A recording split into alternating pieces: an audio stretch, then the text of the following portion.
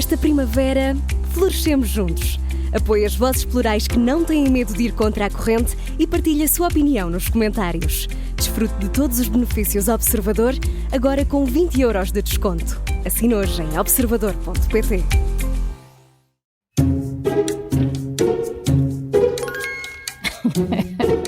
Eu gosto da cara que fazem. Este é o som da Comissão de Inquérito das Manhãs 360, assim que a música começa. Esta quinta-feira a nossa convidada, a antiga Ministra Ana Abrunhosa. Bem-vinda. Muito obrigada por ter aceitado o nosso convite. Devo dizer que estou muito nervosa. Não há razão para isso. Não há razão para isso. São 5 perguntas. Por cada resposta certa recebe 5 pontos. Se pedir a nossa ajuda e acertar, recebe 2. E se der a resposta errada, não pontua. Esta semana, o Tiago Maia Gonçalves e ontem o Rui Gomes da Silva conseguiram 22 pontos. É boa pontuação. É? Eu não gosto de perder nem a feijões. Está disponível para cruzar a barreira dos 22. Olha, eu sou muito má em nomes e datas, portanto... Esta é fácil e é muito recente. A propósito de Pedro Nuno Santos dizer que o PS tem de falar a uma só voz, quem disse quem não tem voz própria é ventríloco? Terá sido Sérgio Sousa Pereira? Sérgio Sousa? Sérgio Sousa... Pinto. Peço desculpa, Sérgio Sousa Pinto. É isso. Ouçam, é aquela pessoa que sai-lhe tudo, não é? E toda esta história em Sérgio torno... Sousa Pinto, peço desculpa, porque exatamente, ele é meu colega e eu gosto muito dele. Toda esta história em torno do Orçamento do Estado está a dividir o Partido Socialista? Diria que num bom modo está a dividir-nos e eu devo dizer-vos que não gosto de ir com a corrente, sobretudo quando sinto que o meu pensamento não está com a corrente. Também devo dizer que não há uma corrente neste momento. Nós tivemos uma reunião até às 3 da manhã na Assembleia da República, onde todos os deputados puderam dar a sua opinião. Devo também dizer que o secretário-geral foi muito claro, nunca deu a sua opinião, ou seja, nunca nos deu sinal de qual seria a sua posição e, portanto, ficou claro que estava ali para nos ouvir. E começou o Sérgio Sousa Pinto, como todos já conhecemos, e fomos todos falando. E encontramos-nos divididos, mas eu diria, eu gosto assim, eu diria que em democracia, nós nas próximas... Quer dizer, é desta discussão que sai... É importante haver pluralidade. Desde que haja respeito. Desde que haja respeito. Ora bem, eu no último fim de semana também estava no Congresso quando Pedro Nuno Santos disse e falou para aqueles que são críticos. A pedir uma voz única no partido. A pedir uma voz única no partido. Publicamente. Eu entendo Pedro Nuno Santos, mas eu devo dizer que eu não me escuso de dizer a minha opinião, que por acaso não é coincidente com a de outros. Disse-lhe a ele, e o que ouvi da parte dele foi: Ana, tu tens a tua opinião, mas ele também tem direito à sua opinião. E é o líder do partido, não, em última análise será ele a determinar. E como sabem, em poucas matérias o PS limita a liberdade de voto e, portanto, esta é uma das matérias em que houve já alturas em que o PS votou, por exemplo, contra e eu votei a favor. Sim. Mas conversamos, explicamos, mas neste caso, qual é a sua opinião? Neste caso, a minha opinião, nós somos um partido muito responsável por estes 50 anos de democracia. O governo governa há 6 meses apenas. E, portanto, por estas palavras vem o meu sentido de voto. Eu creio que o processo de negociação, creio que o governo não esteve bem no processo de negociação, porque, por um lado, dizia que queria negociar, mas depois usava palavras muito duras, nomeadamente na Assembleia da República, no último debate quinzenal. Eu creio que essas coisas eram evitáveis, porque foi isso que irritou muitas pessoas do PS, essa atitude. Por um lado disse que se quer negociar e por outro lado afronta-se e até se perde um bocadinho o sentido do... Mas teve que ver mais com essa irritação, com a atitude do para governo muitos, com a substância, porque o governo acabou por fazer algumas cedências. Algumas, mas eu devo dizer, para muitos pessoas do PS que eu ouvi, isto contou, na sua opinião. Esta atitude de como se estivessem a negociar contrariados, não é? E isso condicionou. Agora, há outras vozes que claramente dizem nós não nos revemos neste orçamento. Eu tenho uma atitude mais a meio. Acho que o Governo tem que ter mais tempo para governar. O Governo, a AD ganhou, ponto final. A AD tem que governar. Não tenho a mesma postura, provavelmente, para o orçamento de 2026. Acho que viabilizar este orçamento não nos condiciona. E atenção que eu tenho uma opinião que é a seguinte, e não é fácil. Viabilizar significa abstenção, mas também significa termos responsabilidade na generalidade. Porque não vamos Na regionalidade ou na especialidade? Perdão, na especialidade. Obrigada. Não fazer aprovar medidas que de alguma forma desfigurem então o já orçamento. estamos aí. Tem que ser uma atitude mesmo responsável, por muito que nos doa a alma.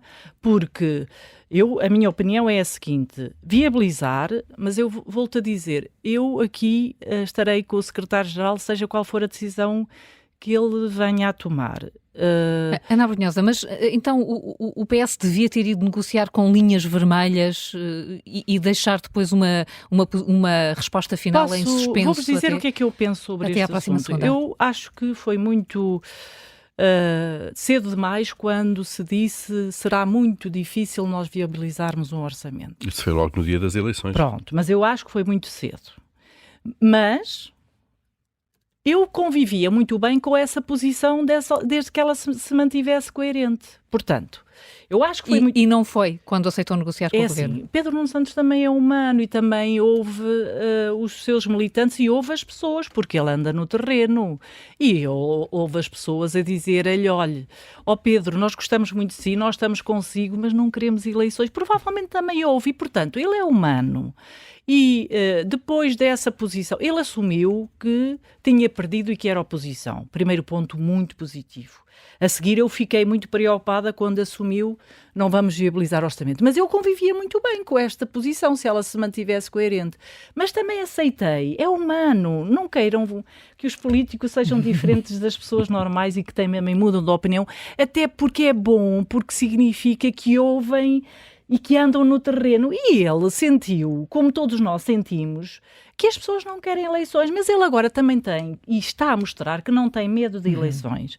A minha convicção é que eu sou sempre muito otimista, que no fim do dia, e acredito sempre que no fim do dia o ser humano atua bem. E os políticos, no fim do dia, vai correr bem. Mas se o PSD irritar o PS agora com este Congresso... Acho que temos que ter mais elevação do que o do PSD, mesmo assim. Acho que devemos ter elevação. Acho que temos que ter responsabilidade e, independentemente daquela que for a decisão do nosso secretário-geral, do Pedro Nuno Santos, nós temos que estar unidos. O partido, eu não pertenço à direção do partido, eu não sou militante do partido, sou orgulhosamente deputada do PS, revejo-me na maioria dos valores do PS, em certas matérias eu sou um bocadinho mais centro-direita no que toca à competitividade, mas isso há muitos no PS. Há uma coisa que é certa, este é o tempo de serenidade, é o tempo de deixarmos o nosso secretário-geral refletir e confiar que ele vai tomar a boa decisão, e eu confio, e estarmos todos unidos à volta da decisão que Pedro Nuno Santos venha a tomar. 5 pontos, Ana Abrunhosa. Vamos à segunda pergunta, mudar aqui um pouco de assunto. Mas eu não fiz trabalho de casa. Não, mas é capaz de saber esta. Depois de Maria de Lourdes Pintacilgo nos governos provisórios, quem foi a primeira mulher em Portugal a ser ministra? Maria de Leonor Beleza? Leonor Beleza, está certo. A Leonor Beleza. A Leonor Beleza. Não, Ministra da Saúde. Ministra da Saúde é uma mulher que me marcou muito. Admiro-a. E marcou-nos, sabem porquê, não é? Uma mulher que sofreu muito enquanto foi ministra. Uma mulher extraordinária. Terá sido por ser mulher? Não, acha que não. isso... Fomos todos, mulher, o país foi mais exigente com ela. Eu não sou... Peço desculpa, não sou daquelas vozes feministas, não sou daquelas vozes mas luto todos os dias para que todos tenhamos lugar. Eu luto pela igualdade, luto pela importância da diversidade. E o facto de ser mulher provavelmente condicionou, mas é uma mulher forte, é uma mulher extraordinária. Dava uma boa Presidente da República? Óbvio que dava, mas não quer. Ela não quer, e eu entendo. Ela sofreu muito. Aquilo foi horrível. Mas isso não é uma característica quase comum a todos os ministros da Saúde? Sejam homens, mulheres? Esta nossa ministra também está a sofrer muito. Mas e a anterior, e a anterior, sim, e o anterior. Mas esta, acho que Leonor Beleza é uma mulher maior. Obviamente, tenho grande admiração. Não estranha estar uma pessoa do PS a dizer bem de alguém, porque eu acho que na vida nós temos, sobretudo, que ter referências positivas, independentemente dos partidos. E para mim é uma referência de vida e na política. E digo isto de forma muito, muito sentida, até porque sou amiga de um dos irmãos, um que também desalinhou agora, Beleza, sou amiga, gosto imenso dele, e ele é PS, e por isso acho que nós preocupamos-nos muito em pôr rótulos. Olhem, estamos sempre a dizer que na política precisamos de pessoas da sociedade civil. E quando eu vim pela mão de António Costa, ele conheceu-me porque eu era presidente da CCDR e tinha sido presidente da CCDR na altura de Pedro Passos Coelho. Do centro. E, portanto, do centro. E a primeira tentativa que os jornalistas fizeram foi tentar pôr-me um rótulo.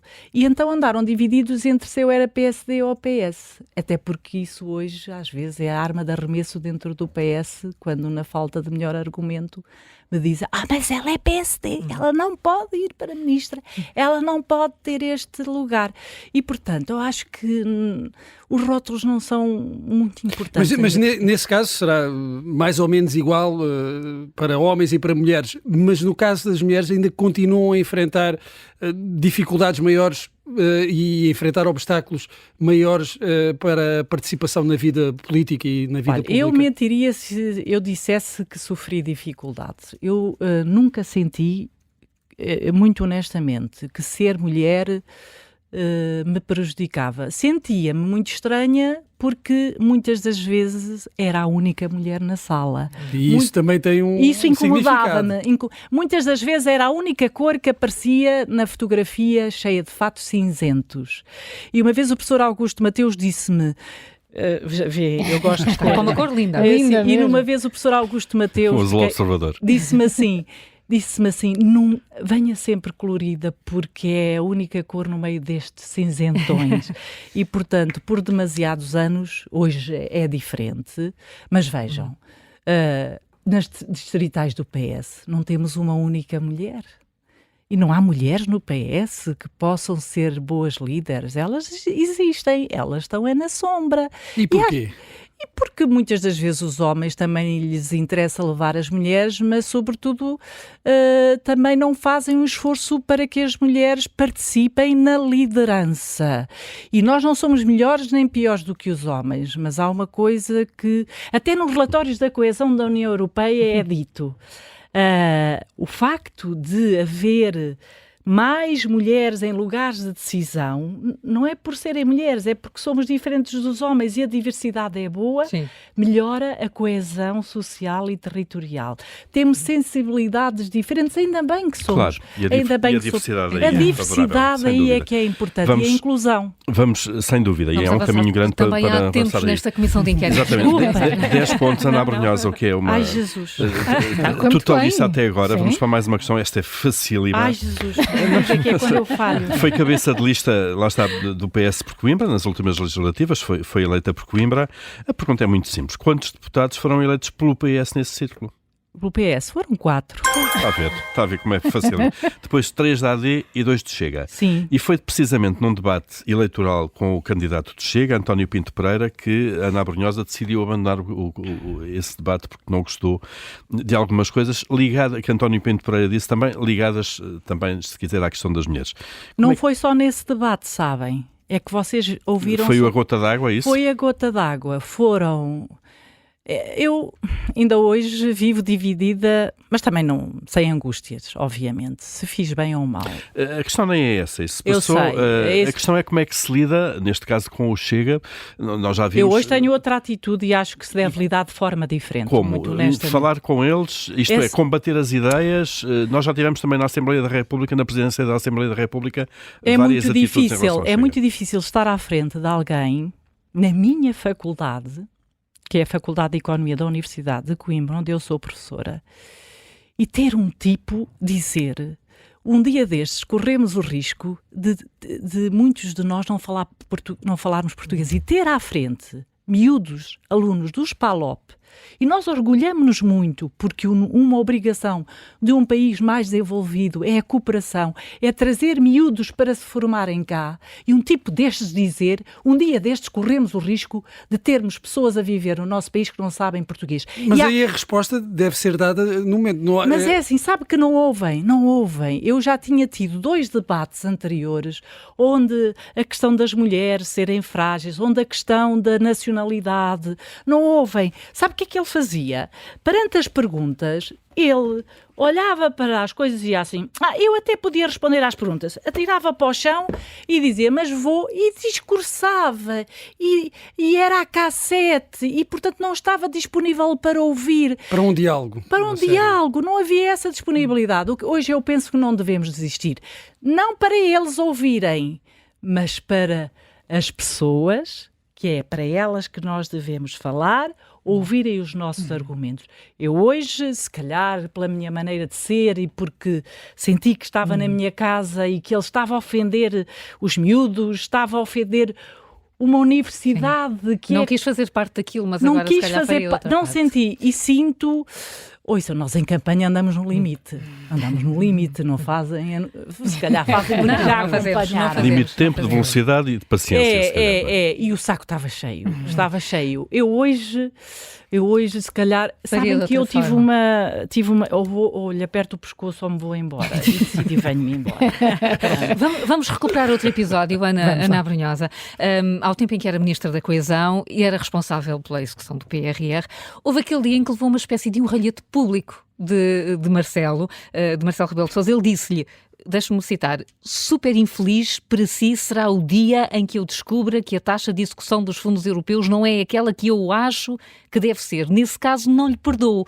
Lembra-se desse dia? Lembra-se onde é que foi? Lembro, foi na Trofa. Esta é uma pergunta. Certo, No dia do feriado municipal da Trofa. É verdade. Yes. Quase há 2 anos, mas em novembro. só conta 5 pontos. Olha, já vai em 20.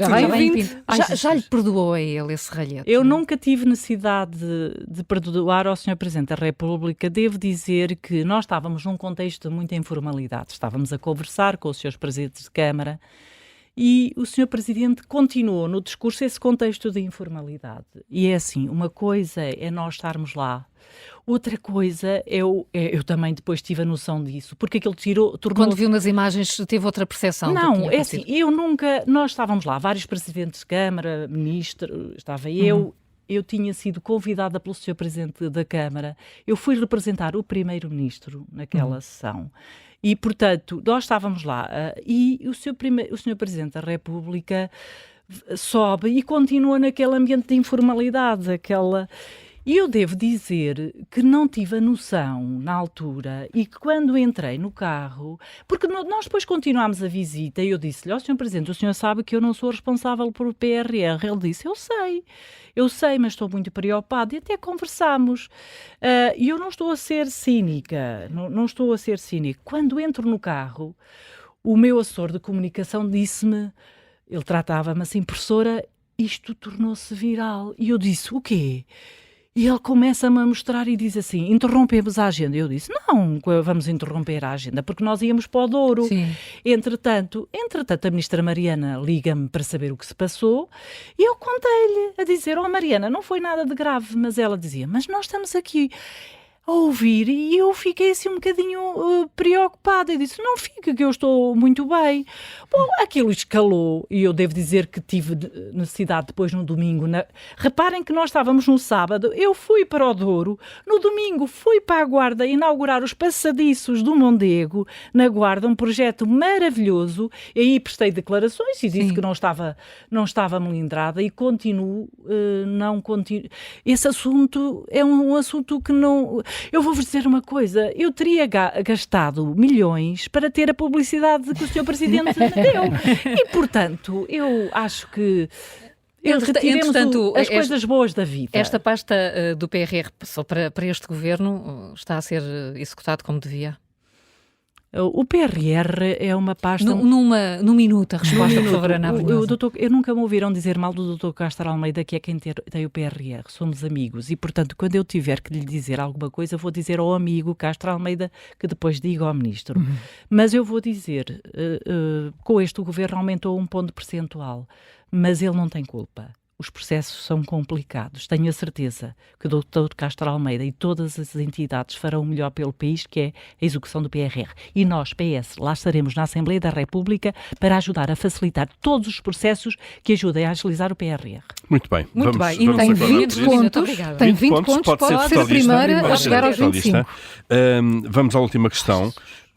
Tem uma parte da sua vida pessoal e profissional ligada a Coimbra, aliás é professor na Universidade de Coimbra, na Universidade de Economia. A pergunta é, que rei fundou em 1290 a Universidade de Coimbra? Quem fundou a Universidade de Coimbra? Dom Sancho.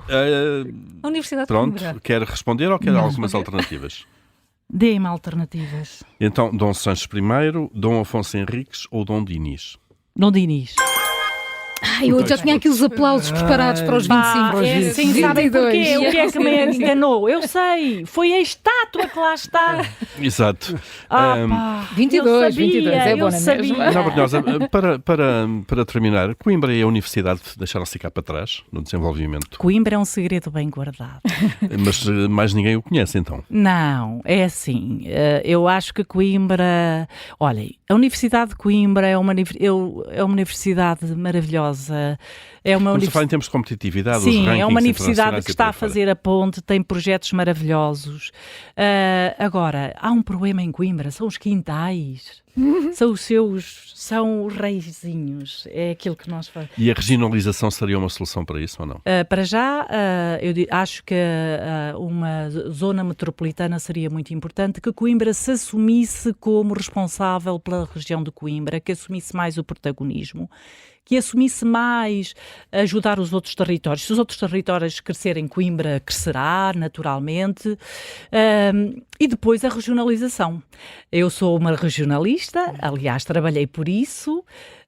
Muitas coisas do que fiz serão visíveis uns anos mais à frente, que é mesmo isso que significa governar, e acredito que Coimbra será um segredo que em breve saltará, porque vai-se transformar a cidade. O atual presidente, eu não sou crítica especial da sua governação, creio que ele está a fazer o que pode, porque não tem condições de maioria.